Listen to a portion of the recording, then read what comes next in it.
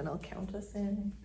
So I'll get my little intro, and then I'll just ask for, I'll ask about you, I'll ask about your health journey, what led you into chiropractics, and then we'll go from there. Perfect. But I'm gonna get all this up.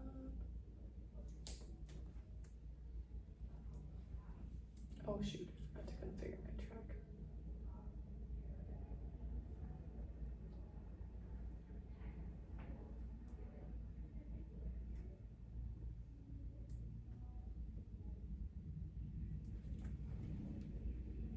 Hello everybody, welcome back to Elevated Conversations about Health and Healing. Ellie Anderson here, your host. Today with Dr. Breanna. I am so excited that she's here. I post on my Instagram story quite a bit about bringing Ayla to CST and to get chiropractic adjustments.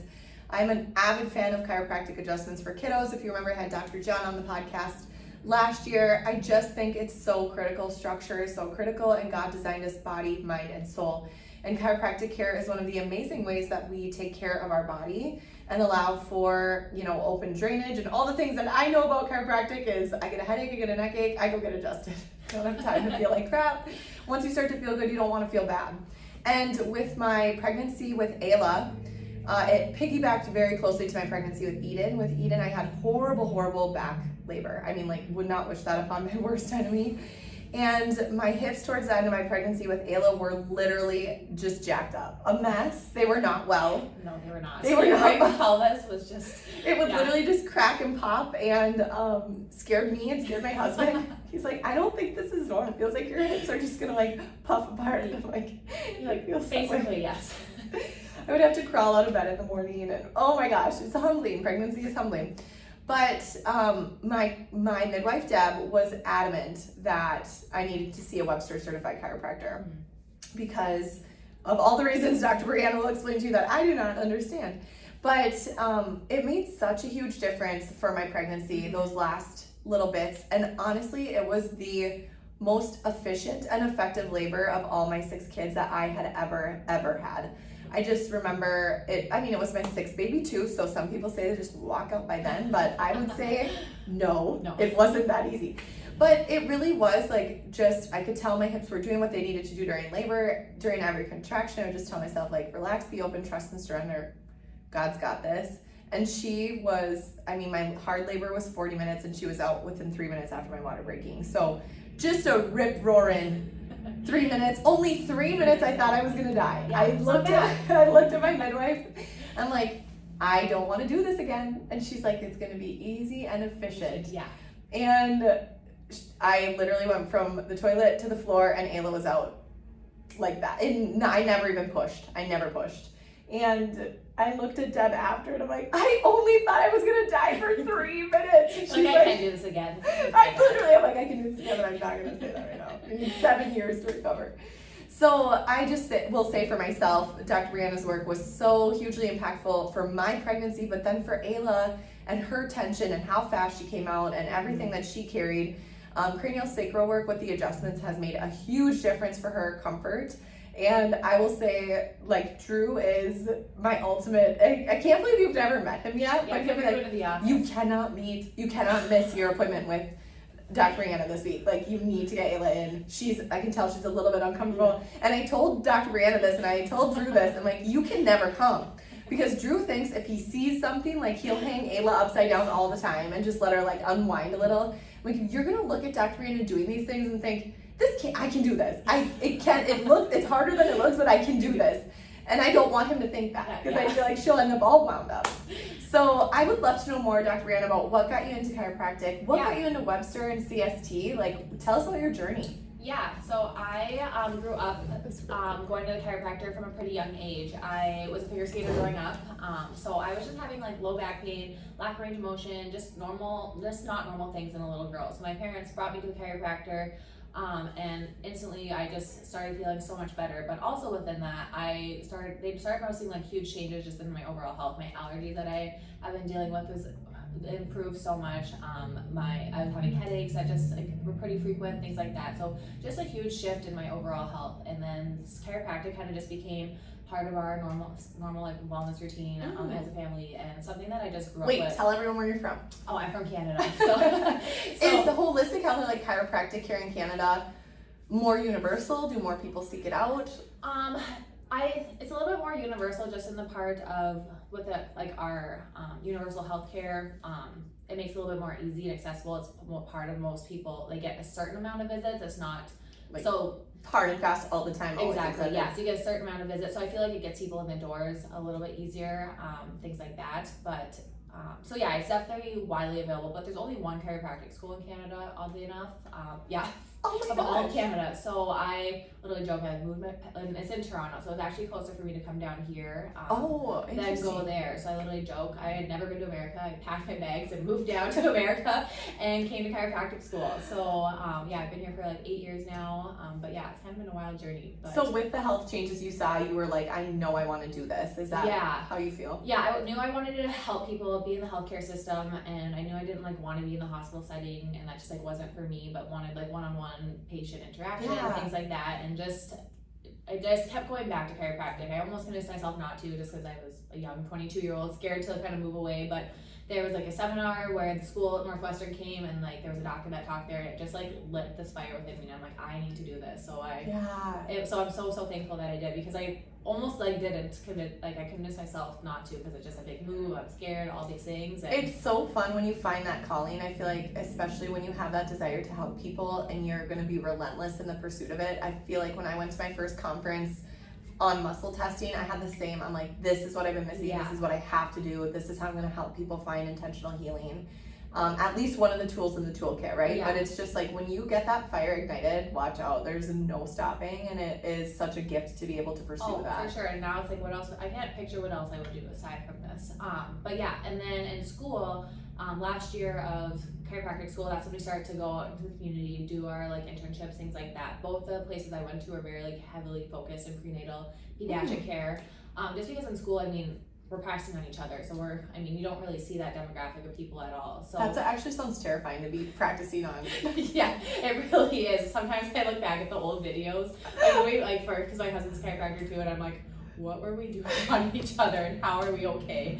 But we made it, so it's fine. But We survived. yeah, we survived. But yeah, so we just like never really like saw like that demographic of people, and it was just so cool and so impactful to see the changes it made like in these pregnant mamas and these babies and things like that. So last year school, I like started doing that courses through the ICPA, so the International Chiropractic Pediatric Association, and so I got Webster certified there. And then that kind of just started that whole kind of trend of where I wanted to help that demographic of people and serve those kind of people.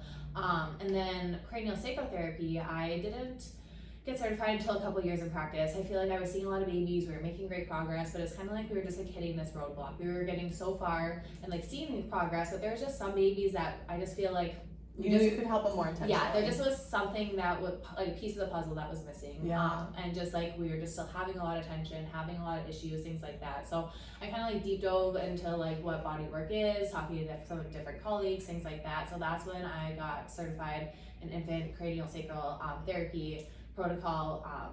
And then it just has been a game changer, honestly, and just the differences that we've seen in the office and things like that as well.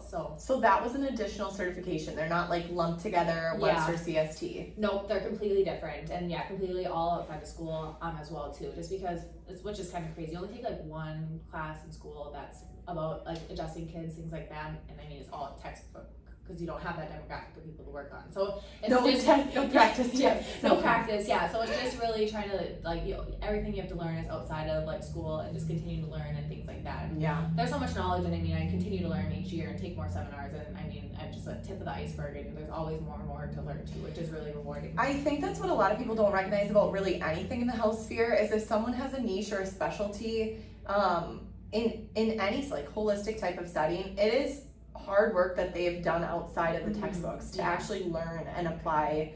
I feel like that's how it is for hormone and for hormone health. You have to just take everything that you learn and sort of piece it together, especially like I went to Northwestern for my master's degree, and I had to do it because I kept hitting those roadblocks of these women. I wanted to help these women and I couldn't help them get well, and that's what led me to dig into learning about the fascia, and that's what led me to learn about the biology of trauma in a body and how the body holds it and stores it, which I feel like craniosacral pulls in those elements really impactfully and then gives you a a smart solution to try to work some of that tension of the fascia out. Yeah. So let's talk a little bit high level about what is CST and how do you apply it? How does it work for babies? Yeah, so craniosacral therapy is a really gentle technique. It involves the brain, spinal cord, and then the cerebrospinal fluid, and then all the tissue that surrounds that nervous system, so that fascial system. So if you think of fascia, I always say it's kind of like saran wrap. It goes all around every tissue, every muscle, every organ, and it's pretty cool if you actually look at a diaphragm of fascia. It starts in the tongue, and then it has a big stopping point at the diaphragm, and then goes all the way down to the toe. So it's the whole body's involved through there too. So cool. What happens is, and what craniosacral therapy does, is we're trying to release that tension through that fascial system, just because oftentimes it's like I said, saran wrap, so that holds everything in place. But if you think of like saran wrap when you're pulling it out, like a sheet of saran wrap to put over your like hot dish or whatever, your casserole, it's nice and loose and movable. But if you bound that saran wrap up and it's like crumpled and things, but you're not doing anything with it, it's just really, really tense. And that's essentially what's happening around all those muscles, all those tissues, all those organs. We're having that tension through there, which then is having these impacts throughout the body. So what craniosacral therapy does is we're working along the suture lines of the skull and the skull, and then the tailbone in that sacrum area, and releasing that tension and unwinding that fascia, so that we can help really reduce that tension, and also then that helps with that nervous system to get it more in that parasympathetic state and just see those changes through the body as well. Yeah, it's so critical to do that. I think I've done a podcast on fascia before, which I'll link below. I think everyone needs to be aware of the fascial system, and I think everyone needs to be aware of the reality that the fascial system is connected to your nervous system and it stores memory. Because a lot of people, it's not like massage and it's not like chiropractic where we're trying to loosen up non-memory storing parts of the body. Like your muscles, they have other elements in place, but they're not directly connected to the brain, the hippocampus and the amygdala like the fascia system is. And so sometimes that tension comes from a traumatic birth, but sometimes that tension comes from repetitive small t traumas. Sometimes that tension comes from you get in a car accident and your body remembers the last time you were in the car, you were in a car accident, but you are logically thinking through like, why am I tense? I don't know why I'm tense. And your body's like, oh, the last time we were here, or even 2 months ago when we were here, someone rear-ended us. I don't feel safe here anymore. Yeah. And so there's different levels and elements to the fascia system that I think it's really important to understand. And for anyone who's interested in learning more, I always recommend the book, The Body Keeps the Score. This is really what started to propel me on my fascial nervous system journey. But just knowing how intelligently God created your body and how every element of this, even when it feels like, okay, my body's failing me, it's actually just really trying hard to protect you. And that's why it's important to learn about these different elements like chiropractic, like CST, like Webster, because if you can make your body feel safe and then manually adjust those different elements along the way, you're going to be working on a deeper and more intimate level to help your body heal. And then it also helps your mind heal too, because as you start to take care of these things, you'll remember. So you'll have memories of some of those maybe traumas that came up. So when I first started doing fascia work, my jaw is a huge area of tension for me. I was hit in the jaw when I was on the bus, and I was doing some releasing of my jaw. And I remember I just started crying. I'm like, I hated being on the bus. I missed my mom all the time. The boys on the bus were so mean to me. My jaw got hit and I just had to suck it up and try not to say anything. Like all of these things came bubbling back and I just wanted to call my mom. I'm like, Mommy, like, why did I have to ride the bus when I was 5? But it's just amazing how the body remembers that stuff, and you have to make that little 5-year-old me feel safe again. But it's also, the body is just trying to protect you. So it was like a wall going up against the actual physical trauma. Someone like knocked into me on accident. It wasn't like I was punched in the face. But it was like an elbow to the jaw on accident. Someone fell. And so like a literal protection of myself, a metaphorical protection of myself. Like I didn't like the bus. I didn't feel safe on the bus. I just missed my mom on the bus. People were mean. I was soft. All the things. Yeah. So I just think knowing, the more you know about this, the more you're going to want to utilize it, because it's just, and then the body is so connected. So my hips are a mess, my jaw's a mess. You know that connection better than anybody else, but I always hear that if it's in the hips, it's in the lips, and vice versa. It goes everywhere. And that's why chiropractic and CST work so well together, because chiropractic adjustment helps with the spinal like manipulation, structures, like making sure that our body, that we're not having those subluxations in the spine, which is like causing stress on the nervous system. And then also then we're adding CST, which is helping then all the structures around the spine and all the muscles and all the tissue and everything. So it just goes so well hand in hand, because then we're dealing with, it's just another piece of the puzzle that we're just having proper spinal alignment, and then also we're helping reduce that tension throughout the rest of the body as well. Just because, I mean, if you're really tight, we can adjust you and your spine can be perfect alignment, but if that tissue is pulling everything, it's gonna, you're just not gonna hold, you're not gonna hold those adjustments. And so they go so well. And I get that a lot. I'll have moms be like, can we just do one or the other? And we can, but we're just kind of, feels sometimes like we're just treading water, and we can just propel so much faster when they're coupled together, and just really see those changes in those babies so much faster, which is so great too, especially when they're struggling too, because lots of the times the babies that come into my office, there's something that's bringing them in. I mean, the odd time we have just overall wellness, but lots of the times there's something that's going on, and you're referred exactly, and we need to get some changes and exactly. Yeah. So. I think too, from some of my sister-in-laws that have brought their kiddos to you, it's amazing how if you get ties released, actually a lot of times, and rightfully so, dentists will recommend doing some sort of CST or myofascial work to make sure that they can release that tie as effectively as they can, but also that if it's just tightness that the body can handle, it's an unnecessary, procedure. Yeah. And my sister-in-law Laura, who brought her son Leo, who is just a tank. I mean, the ultimate chubby baby.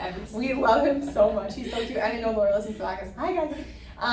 But she was like, I honestly think, I wonder if he doesn't even need his tie released, because every time we see you, he just has immediate relief. Yeah. And it holds longer and longer after each time. The more work that you did, the more work they did at home, it just makes such a huge difference for these humans. Well, and that's what I tell parents too, is not all ties need to be revised. It all depends on functionality. What is their body doing? What is that tongue doing? What is that mouth doing? All those kind of things through there too. But what the nice part is let's start with some cranial work, start with those adjustments, see how they're doing. And then what's nice, because like you said, which is so amazing, but a lot of pediatric dentists now are requiring body work pre and post revision. So then we already have done the base work, and then if we're just okay, we're still not seeing things how we want to, then you've already done all the base work of that body work, and then you can just go to your appointment at the dentist, and then you're ready to rock and roll. Versus wait, and then wait a little while, things like that. You're not doing that body work, and now you go to the dentist, and they're like, okay, well now you have to go see craniosacral and do all this, and now you're just pushing things back. So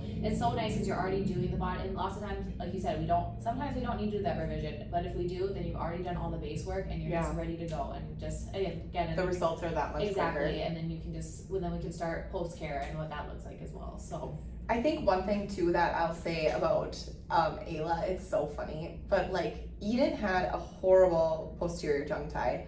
It was so tight they had to laser it twice, and the dentist is like, I've literally never had to do that in my life. I've never had to re-laser something. Yeah.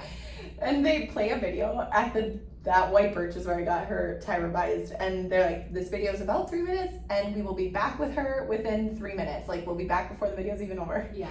The video ended, and they were not back. And then I'm 2 minutes past, I'm starting to sweat, postpartum anxiety. I'm like, where is my baby? What happened to my baby? And then they came in, and they're like, the tie was so tight. It was deceivingly tight. So we got it revised, and it was the first time I had put her in her car seat, and she was a limp baby. She was so tense and so tight. And she was, the reason why I'm her time must be bad. I had asked multiple people, and they're like, it's not that bad, but at 2 weeks old, she rolled. Yeah. And she was like, she's so strong. I'm like, no, this is a disaster. She's so uncomfortable. And she was not pooping regularly. Yeah. And she was really struggling from 7 to 9 at night. Just fussy. And I was testing her, and she'd be good for 2 nights, and then she'd retract back and be fussy again. And I'm like, this is not normal. So for parents listening, those things are not normal. Not pooping every day, not normal. And it can be directly tied to the fascial system in the gut. Rolling really early. I get that all the time. My baby's rolled, and I'm like, sit down, get comfortable. You're going to be here a while. They're rolling, but it's not developmentally rolling. That fascia is so tight, and they're so far an extension that their bodies literally cannot lay flat. So I'm like, this is we bad. gotta fix this. This is not, but. And Ayla is so limp all the time. Drew thinks she's broken. You're like, what do I do with this? She's so relaxed all of our kids have had some level of like tension, and again, it's like they're so strong.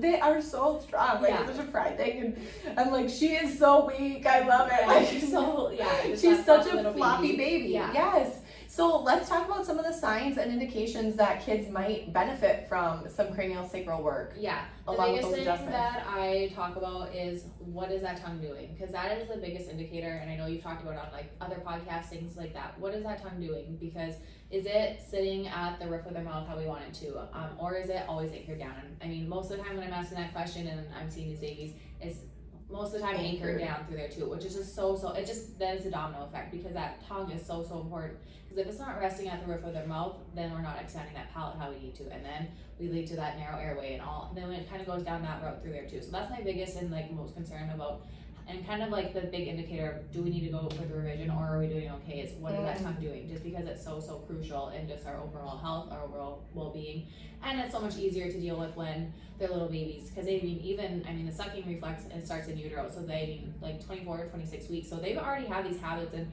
like compensations and things like that. So even, wow, I have literally never even thought of that. Yeah, so it's not even like, okay, I have a week-old baby, it's only been a week problem. No, we're already dealing with a couple weeks, months, like problem that's been genetics. Yeah, exactly. And just overcompensation that they have like already been dealing with. So it's not even like it. So especially too when you have these babies that are 3, 4, 5 months, like that's a long time of habits and things like that. So it's not just a quick.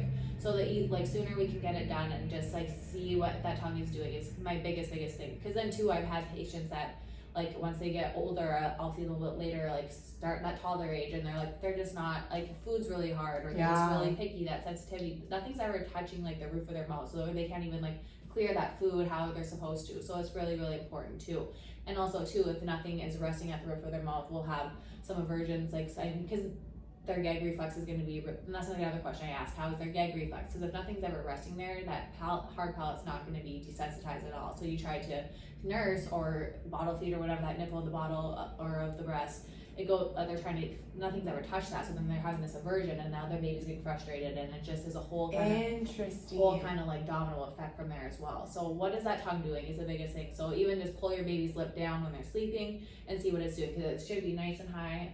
And adults, this should be for you too. Yeah. Just so you know, your tongue should be on the roof of your mouth all the time. And this is something that I have to be so mindful of when I'm like driving. Okay, where's my tongue at? When I'm just sitting here, where's my tongue at?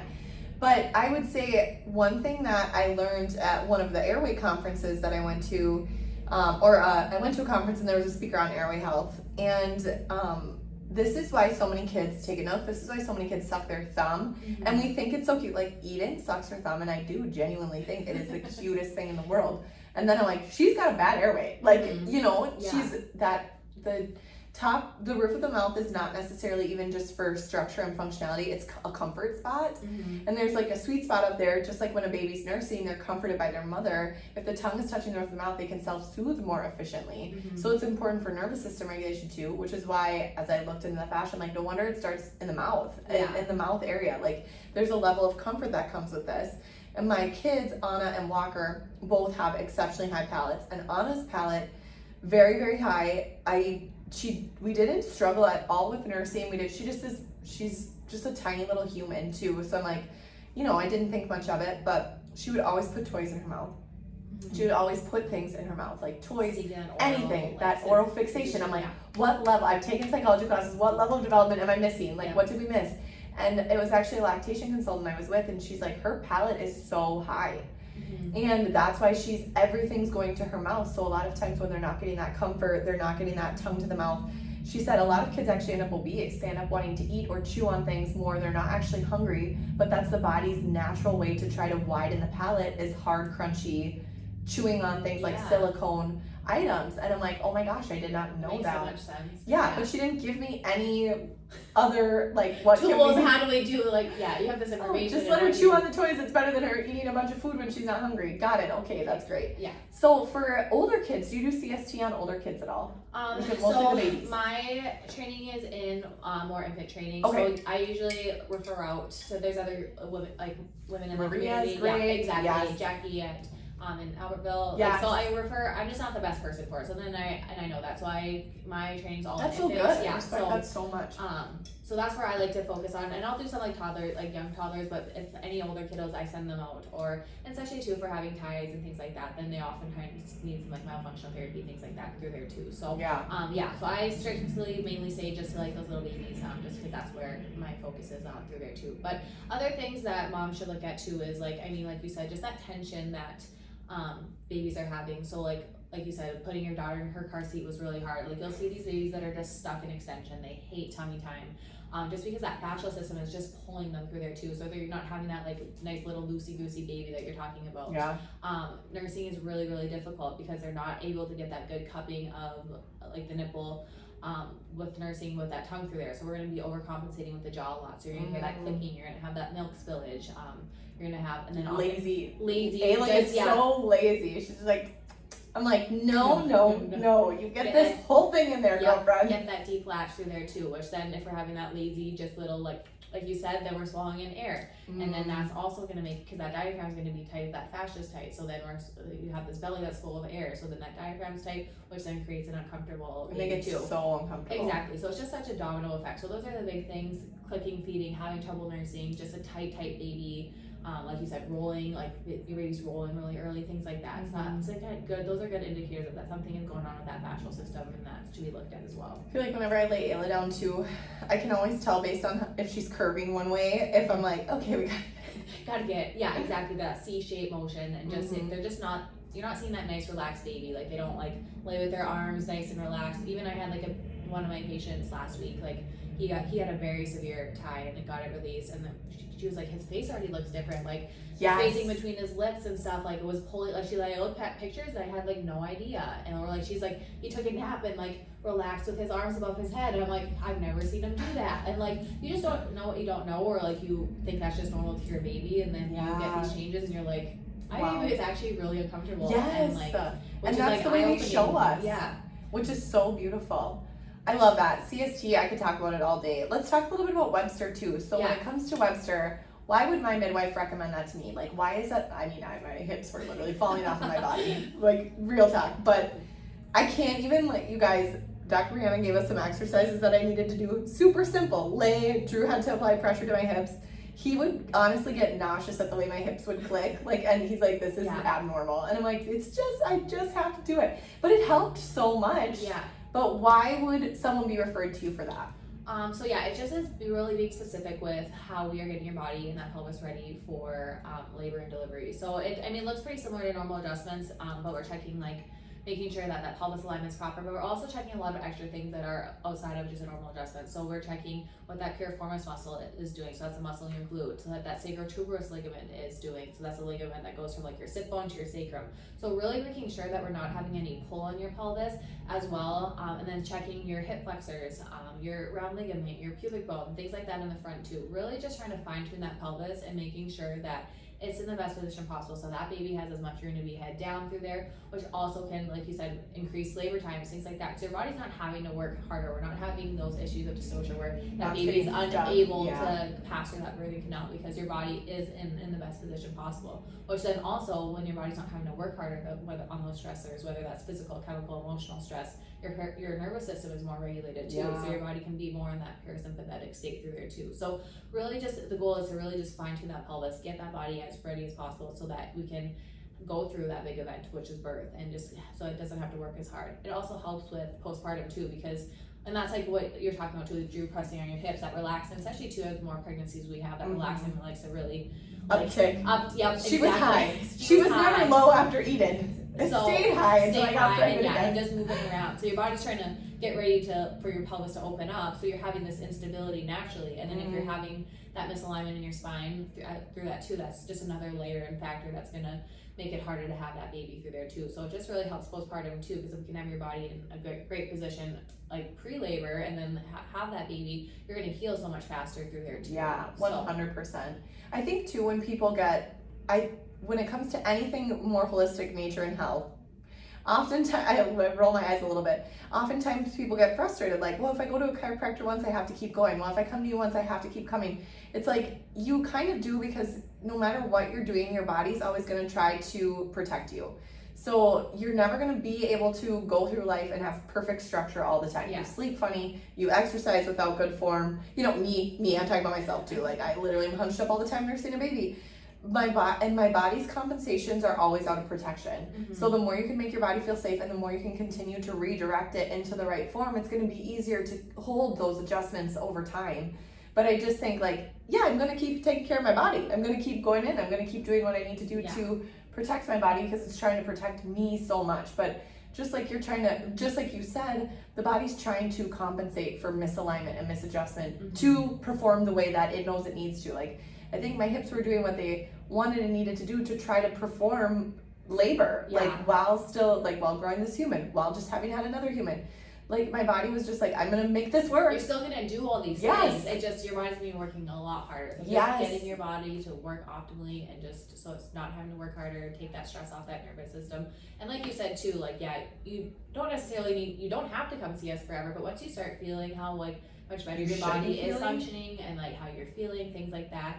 And I think that's a problem too, just with like a little bit of like westernized medicine. We're so like reactive to our health. We wait till like 100%. Your hips are like you're walking into my office and you can't turn your neck, or you're having all these issues, and then it takes a lot more work to actually get some changes because then we have all these habits and like way more correction. Yeah, way more correction. I 100% put it off, you guys. Being preventative and just taking care of your body in the forefront. It's just then you get to see us less. And I don't want to see, I mean, as much as I love seeing you, I don't want to have to see you multiple times. I totally agree with you. I tell my clients that. I love your personality, but you shouldn't have to use us this much. Yeah. And then once you start to feel better, you know when you need it. Exactly. And your wellness point looks different than like your husband's, or everyone's a little bit different too, but finding where your body is holding those adjustments, stabilizing, and what that looks like too, so that you can have that wellness and just continue to feel good, and then just need those regular little tune-ups versus these bigger interventions and having to see more frequently and all those as well. 100%.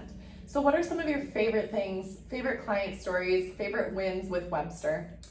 Honestly, I love like a good VBAC, like success story. That is like so rewarding when like, especially too, like when sometimes I have these moms that just come in and like, it's like, well, you had one C-section, like you probably should just have another one. Like we can just schedule it right away. They make it seem so easy. Yeah, it's just so routine. Like, yeah, well, you had one, let's just do it again. And like but that's not and some women that's what they want and that's awesome. And but some women want to try to be back and just trying to get their body ready and have those success stories. And or like, I have so many like women that are like, why didn't I do this with my other kids? My labor was so much faster and so much better, and my body just knew it was doing. So just having those success stories of just hearing how like these small little things. I have a hot take question for you. Mm-hmm.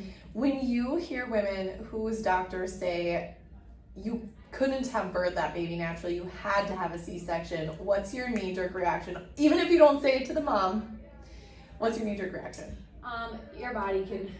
Your body's not going to build a baby that it can't birth. There might be factors that inhibit your body from having like that baby naturally, and just like again dystocia and just that unable for that baby to pass through that birthing canal. But your body and like is not going to grow a human that it cannot like birth. Expel. Exactly. So I just feel like today too, like they're so quick to get those babies out. Like, well, you're 39 weeks, should we induce you? And we're putting women into labor that aren't ready to have, their body's not ready. So then, they're not going to have these babies because their body they're not there yet. So then you're not progressing at the like time frame that they want. And then you end up in a C-section anyways. I think that's one thing that shocked my husband, me as well, but shocked Drew the most about when we switched to a birth center birth versus a hospital birth, is there was like no timeline. And for him, birth always puts him in a fight or flight. I'm like, how can I protect my wife? How can I protect my baby? Like, that's just, and I'm just like, get this thing out of me, not thinking about that. But he's like, they just literally trust your body to do this. And I feel like it really opened my eyes through his eyes of, it is so, like, it's become so mechanical. Birth has become so, it's on a timeline. We're going to break your water. You have 24 hours. We're going to do a C-section. We're going to do this. We're going to like, and honestly, when you look at it, it's all for the profits. You can't let a woman labor for 24 hours not knowing when you have high volume turnover of we need the rooms, we need the moms to have these babies so we can open up the rooms for the next mom to have babies. It's just like so systematic. And it's profit driven, which it's a business, okay, but I just was really amazed because I didn't realize how much that process made me not trust my body to birth. Yeah. It just made me feel like I was constantly behind, constantly failing, constantly not progressing the way that thought I was supposed to be progressing. And so relearning some of those things just through learning how to have a baby, like have a baby without Pitocin, have a baby that comes out very successfully with the correct chiropractic care. Or even natural induction. Like, yes. I mean, even like, you're like talking about that, because I feel like even like, I mean, there's not a lot of people that get like induced naturally like how you have, and just like what that looks like. I have literally never gone into labor on my own, you guys. My body can loves grow them, those humans. can grow them healthy, and will hold them in forever. And it's not for lack of being patient. I just think like my body just creates a very happy home, so it's fine. But I have had a few times, like when Anna came out, she was not breathing, my placenta was calcified, she was 11 days overdue. And then Clay, my last three kids, so Clay came out, and he had failed something. He had failed like a non-stress test, and so they needed to induce me, and that was my first natural induction with the Foley cath and with castor oil. And then I did the same thing with Eden, and I evicted Eden. I did not wait. I was not patient. I had to have her on my birthday. It was like my life goal was to have a baby on my birthday, because my dad and I share a birthday and my great-grandpa and I share a birthday, so Eden had to be born that day. I wasn't going to screw that up. Like, her due date was that day, and I'm like, gonna make this happen. Drew made the comment after too. I'm like, oh, it's so funny. I think God was just throwing me a bone, and Drew's like, you're gonna see that day come and go, and you'll still get induced anyway. And I'm like, shit, you're right. I'm gonna do this. So my midwife's like, it's your 5th baby. I'll let you do it. Yeah. And then Ayla was overdue too, but both Eden and Ayla's placenta, and now that I'm thinking about it, it's all my girls, had so much calcification. Like, I wonder if I wouldn't have had, and Eden was on her due date, like 40 weeks, with calcification in the placenta and mineral deposits in the placenta, and Ayla was overdue by like a week, and same thing. Yeah. So Deb's like, your body just, like, it's not mineralizing things right, but this is inhibiting the girls from getting nutrition like they're supposed to. My girls are always smaller than my boys. So I should look into like the hormone facts of that, because the placenta is super hormone driven, but that's a topic for another day. I just think, you know, the natural induction was such a game changer for me, because I never thought I'd be able to have a baby without Pitocin. I never thought I wouldn't be on that clock. And my body does it so much more efficiently without Pitocin. And I know other moms who have advocated for trying to do a Foley cath placement in the hospital, and they just won't. And I know other moms who have advocated for doing a VBAC, and their doctors just won't let them do it. Yeah.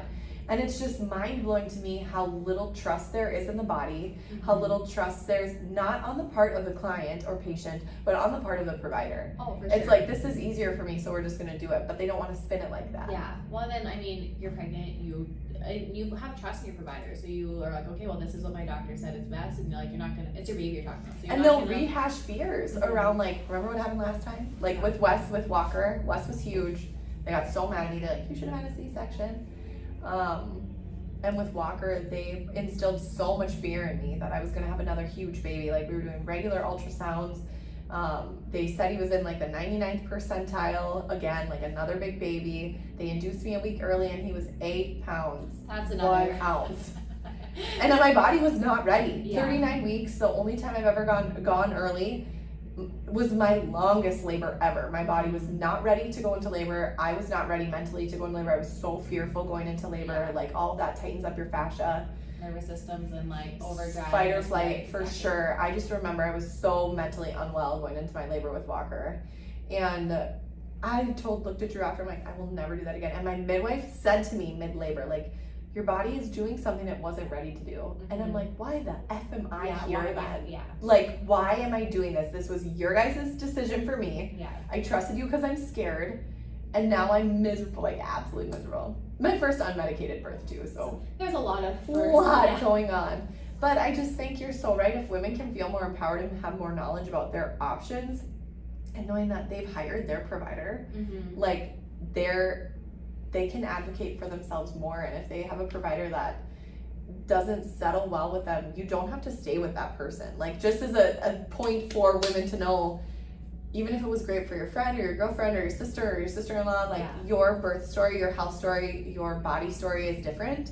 And so you can find what will work for you. And I think it's important. Find someone that's like willing to have the conversation and things like that too. Because I think that's the biggest thing too, is just, I mean, having people that work together, like you're like do a midwife recommending like Webster and like you know what I mean, and just having everyone on the same page makes such a big difference too in your like outcome and your goals in a birth as well. Just because it's multidisciplinary, we all need to work together and be on the same, have the same goal in mind. So finding like-minded people, and I think that makes a big difference too. 100%, and I think on the same page too. It's important for the patient or the client to know what their goal is. Like I went to you with my goal of having an easy, effective labor and minimizing hip pain and discomfort. Whereas, like, if someone goes to me like, I was referred, but I don't know why, like, really helping them set that goal so the teams can work better together. I think that's so critical. Like, know what you want for your health.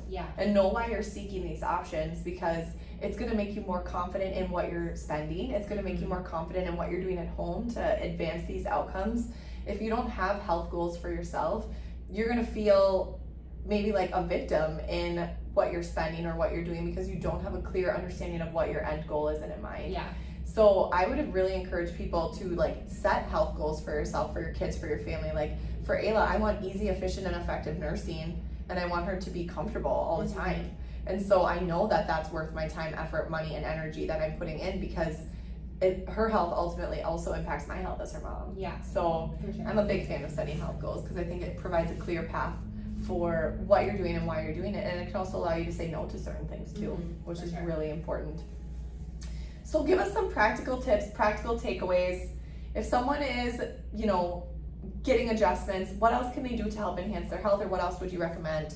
I mean, for my pregnant mamas, I mean, just get in a good routine. Really focus on like just balancing like your cortisol levels, things like that, just because then your body's able to adapt to stress. So make it something manageable, so that way you identify your stressors in life, whether that's physical, chemical, emotional, just because that's really going to play a role in your body being that fight or flight, especially too at the end of labor. We want to make sure that we're getting your body more in that sympathetic state, that rest and digest through there too. So figure out what those stressors are, figure out how to manage them outside of obviously chiropractic adjustments, things like that, but just how to manage that in your day-to-day life is just really, whether that's a walk, whether that's red light, whether that's sauna, those kind of things are there too. Manage that stress level, and also movement is so good for the body. I know it's hard, especially as you get further along in your pregnancy. It doesn't have to be these huge workouts, but just move your body, get those muscles firing and things like that too, just because especially too as you get further along in your pregnancy, like a lot of those muscles in the pelvis they just get lazy on us with that relaxin', and like I'll go check those like abductors, adductors in those women. So lazy. There's nothing's firing. You guys,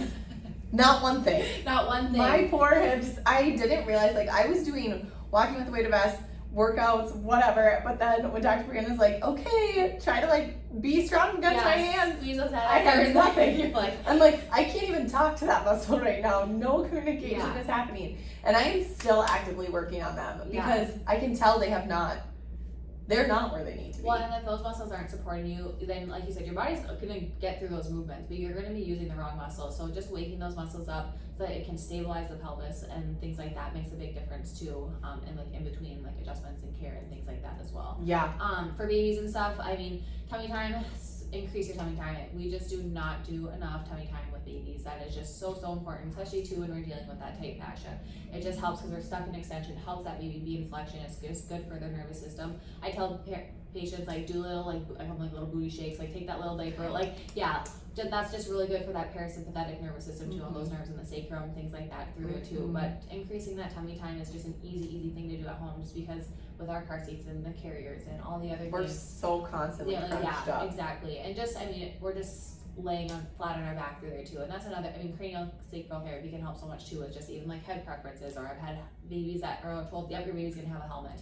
But oftentimes that restriction within the cranium is causing like the misplacement of the cranial bones. But we spend so much time on our back and just flat on that skull. I just think too that's Western medicine. Back is best. Back is best. And I mean, spend some time on your tummy time, especially if you're in the room, you feel comfortable, things like that. Get that baby on that tummy through there too. It's just so important too with just developing those neck muscles and those deep neck flexors, which help with head control and head movement and things like that too. So that's just an easy thing to do in day-to-day life. So hot take, all my kids sleep on their stomach from the minute they come home. Like they're so much more comfortable. We go sleep, they sleep on their tummy, but we don't vaccinate, so I'm never scared of SIDS.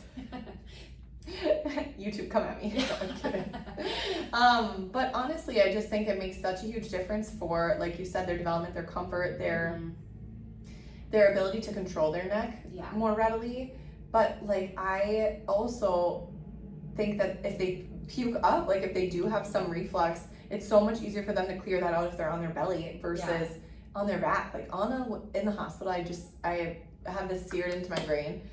They had her all swaddled. She was like very swaddled up, very tight, laying on her back. I just nursed her, burped her, laid her down, and she puked, and she was like gagging on her own vomit. And I'm like, Drew, get her! Like I couldn't move and whatever. And I'm like, I'll never let them sleep on their back again.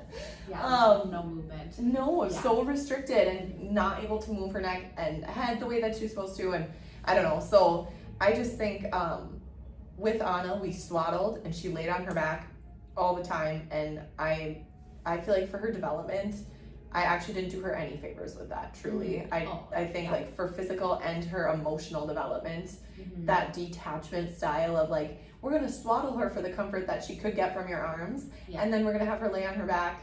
It just was like not, I have some parenting remorse about that because I was like, it didn't feel right, but I also was so Western indoctrinated at that point. Like, this is what you have to do to protect her. And I don't know, it's just a bummer. It's just a bummer. Yeah, so you just don't know what you don't know. You don't know what you don't know. And I knew to like my mom core, like I don't love this, but this is what I'm told to do, so I'm gonna do it. That's what I tell patients too. Trust your mom gut. Like even whether it's like sleeping on your back or you just like, because I mean, again, providers just don't know what they don't know sometimes too. But I've had so many times that, especially colic is a big one. Like your baby's colic, they'll grow out of it. Colicky, they'll grow out of it. It's normal. It's normal. No, it's common, but it is not normal. Like, so find out what's going on, because there is, I mean, maybe again they're having some like nutritional issues like with breastfeeding and like what the mom's eating, and they need to come see you. Maybe they're having a lip tie and tongue tie and need to go like see me and then get it revised and then go see lactation, or like trust your mom gut. If you're just like this isn't normal, you dig a little bit deeper, find the providers that align with your values and the same goals. And that's, I mean, just making sure that your providers are all on the same page. I think it's just so important, just really seeing changes in your care and stuff, because it just takes more than one person. One person's only so big. So if we can all be on the same page, that's when we really see movement and see change and see just make things better. Comfort. Yeah. And I think that, like, you know, as you're talking, I could see how maybe someone would get overwhelmed, like, oh my gosh, I have to do all these things for my new baby. You guys, if you start it young, they're so much more adaptable in the future. And I can like truly, with 6 kids spanning an age from almost 10 to brand new, I see such a huge difference in my youngest 4, which is why I literally tell people like I can keep having kids because they're so happy and so healthy. And like they're so robust in terms of if they're off, they know they're off and they can express to me and we can correct it. Versus like obviously when they're a baby they can't, but if kids are never shown how good they can feel, they don't know that their emotions or their gut or their headaches like do not have to be their normal. And you know, to what you said, it's just the providers, the care, and we need to stop normalizing common symptoms for adults and for kids. Like it is not, colic is not normal, not pooping is not normal. Going 7 days without, that's another big it's normal. Breastfed baby. I feel like 7 days. After, you go 7 days without pooping. Tell me how you feel. Like, let's talk about it later. It's I think too, after almost every adjustment, Ayla naps and poops. Every chiropractic adjustment ever my kids ever get, it's a poop and a nap. Like we can guarantee those 2 things are gonna happen. Working so much better. That parasympathetic nervous system is so much happier. And it can communicate so much better. But I think that's a gift to have providers who know that, because like you said, some normalize that too. Jenna, her son Noah, it's like they can go up to 2 weeks without pooping, and he was not a happy baby at all. Like their tummy is just rock solid, and then I mean they don't like tummy time. Their feeding's lousy because their tummy hurts when they're, so it's just like a domino. Something is just, they kind of want to feel better, so they want to nurse for comfort, but then they can't down any of the food. Like it's a vicious cycle. So it might seem like a lot right away, but over time and over creating that safety for the body, babies can unwind so much better, their guts will function so much better, their sensitivities will begin to decrease. It's just a lot of exposure right away for a new little body, and moms, you just went through a large T trauma birth, and so just knowing you have these people in your corner to not only protect baby but help you. Like half the time I just take care of my kids because it helps my sanity, but I'll do it time and time again. Well, and it makes such a big difference. And like, I mean, most people that are coming in my door, like, I mean, there's lots of times these moms are in tears, or their nursing journeys and going how they want to, or they're just they're just desperate and just trying to it makes such a big, I know it can be a lot of work and things like that, but just if you have these goals of you want a nurse, you like, and everyone wants a happy baby, you like have 9 months of growing this little human and you think it's gonna be blissful and happy, and lots of times it's just like that's not the case. No, nobody warns you about postpartum. Yeah, no postpartum and just like you know the baby. realist probably of any mom going in like mentally preparing for XYZ. Yeah, exactly. So it doesn't have to be that way. You can like find the tools and have the providers and do the like necessary work and just to have this happy baby and have these goals of nursing and all the things that are just that you want. And yeah, I love that. So if someone were to make an appointment with you, what would that look like? What does it look like to be a client? So they would call, so I don't think we said, so I work at Summit Chiropractic, in Albertville here. So, they would just call the front desk, and then they would just ask to, book an appointment with Dr. Breanna, and the front desk will help, they're great, they'll help navigate that and get you on the schedule. Does every appointment automatically include CST for babies, or is that something they would ask for? That's something that they would ask for. Generally, the first visit and stuff, like if it's needed right then and there, we'll add that through there too. Sometimes I'll be like, let's see how we do adjustment. It kind of is just case by case baby, what we're seeing, things like that through there too. But lots of times, like, well, because that appointment is a little bit longer, we'll block the time for it in the future as well. So. Perfect. Yeah, I 10 out of 10 recommend. Made such a huge difference. You guys heard Jenna say it in the last year's episode. She would, how do we prepare postpartum labor delivery, Webster Chiropractic, CST, and she has been such a huge advocate of yours since you guys came and did a lunch and learn with us all those years ago. Yeah, and here we are now. Oh, and it's so good. So I just am super thankful for you and for you being on here and for the awareness we're bringing to mamas. I think craniosacral work is just such a gift. Webster too. But just for the sanity of a mom, I just like cannot recommend enough that CST plus adjustments, because it is so obvious and so impactful in our life, and for clients we've recommended, they're so happy. So we appreciate you so much. Thank you. Thank you for all that you do. Yes. And I'm sure I'll have to have Dr. Breanna back on. But in the meantime. And then too, if they're for new patients and stuff, we, as just like a podcasting, we are going to do like a $50 special for cranial work and the adjustment for those babies. And then any pregnant mamas can get adjusted that first visit for $30 as well. So okay, watch out. Her books are going to be full. Call and schedule like a month out of when you actually need it. When is your due date? Figure it out. Dr. Breanna is amazing. She's a workhorse, you guys. She is like on steroids with the way that you adjust people. It's amazing and it's so beautiful. So lots of love for Dr. Breanna. We're so thankful for her, and thank you so much for coming on. I'll put the details below for Summit and for Dr. Breanna, and I look forward to having you on the podcast again. Yes, can't wait. Woohoo! Big blessings. Good job. That was so good. Yeah, that was good. Very easy and conversational. Is there anything you feel like we missed that you wanted to talk about? No, I don't think so. Let's kind of try to feel like. No, I think it was good. I feel like we kind of touched on everything.